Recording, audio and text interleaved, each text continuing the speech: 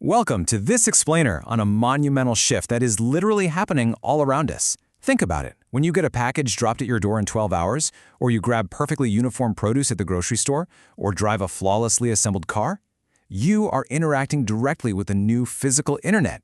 Today, we're unpacking how artificial intelligence and robotics are fundamentally reshaping our world.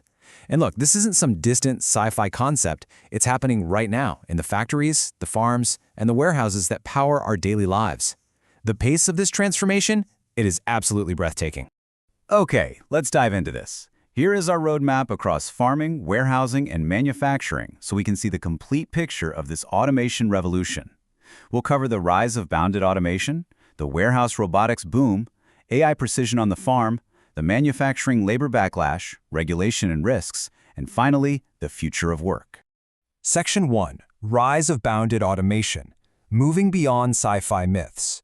To really wrap our heads around this shift, we kind of have to toss out those old Hollywood myths. When you hear robot revolution, it's so easy to just picture walking, talking humanoids, right? But the reality is way more practical. This revolution is actually about machines mastering what we call the 3D jobs. That's the dull, dirty, and dangerous tasks.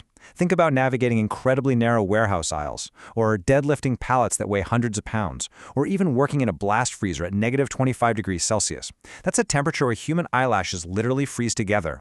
Today's robots are stepping up to spare humans from this totally backbreaking and hazardous work. So how do they actually do it? Well, the secret sauce here is a concept called bounded automation. You see, the smartest systems out there aren't trying to improvise like you or I would. Instead, engineers are taking a machine's job and narrowing it down, tightening the scope, until it can execute just one specific task repeatedly and flawlessly. By equipping them with advanced sensors and AI, the machine is trained to handle very specific, bounded variations in its environment. It's interpreting dust, glare, or sudden obstacles in real time, rather than just sitting there waiting for perfect conditions to operate. To really understand the current boom we're in, we have to look at the massive technological leap that made all this possible. Now, we used to rely heavily on automated guided vehicles, or AGVs. These were super rigid. They required fixed magnetic tape on the floor and constant human babysitting. But today we have autonomous mobile robots, or AMRs.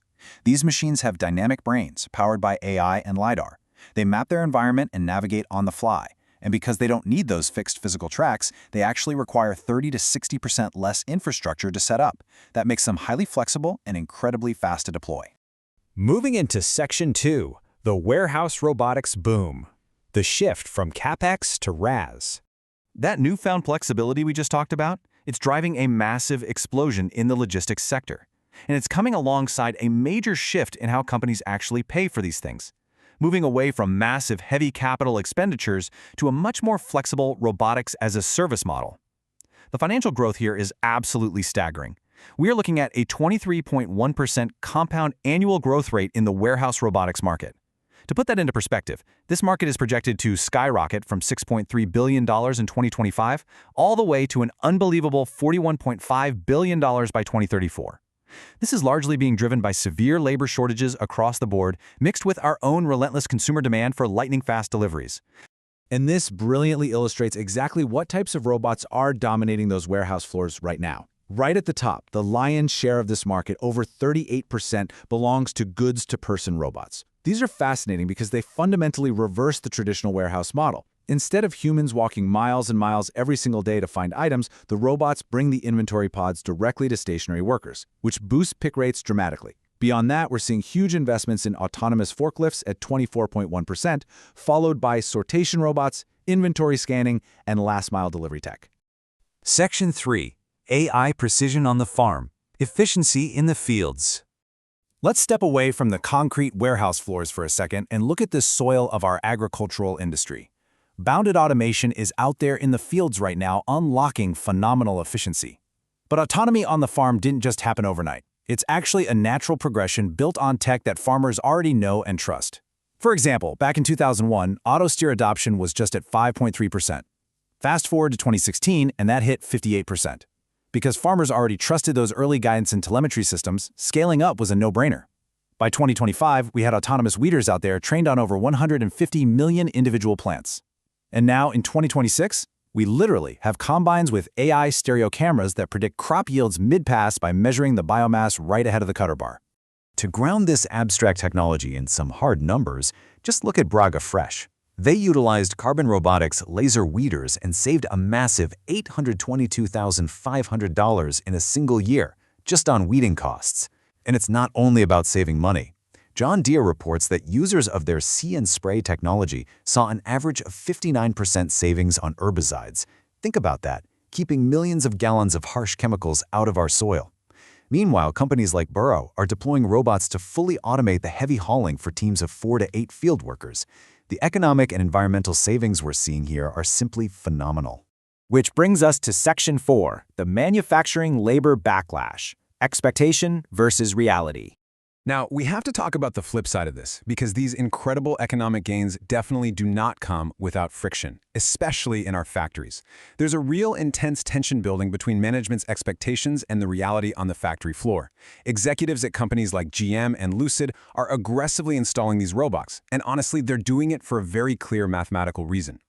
Think about the cold calculus here. A collaborative robot might cost around $45,000 up front, but the annual labor savings per robot can reach $80,000. On top of that, predictive AI reduces unplanned factory downtime by 3%. So for executives whose job is to compress cycle times and protect profit margins, this rapid payback model is, well, it's incredibly compelling.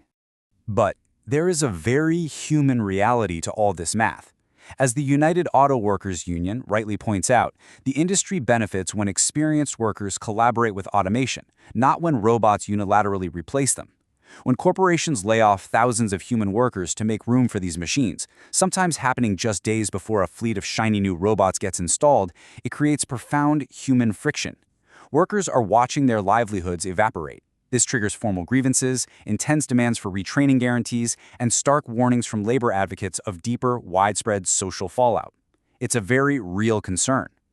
Section 5, regulation, safety, and risks, balancing speed and trust. So the crucial point is that human friction naturally leads to aggressive regulatory pushback. It's forcing industries to balance their intense desire for speed with the absolute necessity for workplace trust. In this rapid-fire rollout, it's drawing heavy fire from all sides. Up at the federal level, the FTC is highly scrutinizing AI safety claims, while the SEC is demanding that public companies formally disclose the material risks of these AI investments to their shareholders. Down on the factory floor, the NLRB is treating algorithmic management as a potential unfair labor practice trigger. And if you look at Oceaneer mislogs, they're tracking alarming workplace hazards, like miscalibrated sensors and takt time mismatches. It's gotten to the point where even industrial insurers are demanding AI safety audits before they'll renew a company's coverage. Finally, Section 6, the future of work. 3 scenarios for 2030. With all this technological potential and human friction colliding, how do we responsibly move forward? Well, experts are looking at 3 highly plausible paths forward for U.S. factories as we approach the year 2030. Path 1 is balanced adoption. This is where robots are actively paired with human reskilling programs, which stabilizes employment while still boosting productivity. Path 2 is unmanaged acceleration. In this scenario, companies just aggressively automate, displace workers at a rapid pace, and ignite a massive political and labor backlash. And then there's Path 3, regulatory drag. This is where compliance and safety litigation becomes so incredibly heavy that automation just stalls out, which ultimately pushes manufacturing capacity offshore. Corporate boards right now are facing incredibly stark trade-offs between speed, safety, and stakeholder trust. Let's move to and see how this builds toward one final provocative thought we all need to ponder. How will society balance the incredible economic efficiency of autonomous mobile robots with the absolute necessity for workforce resilience and human safety? It's a tightrope we absolutely have to walk. Because the real robot revolution isn't just some sci-fi dream coming in the distant future. It is already here, and it's moving fast. Thank you so much for joining me on this explainer today, and I really hope this gives you a brand new lens to view the automated world around us.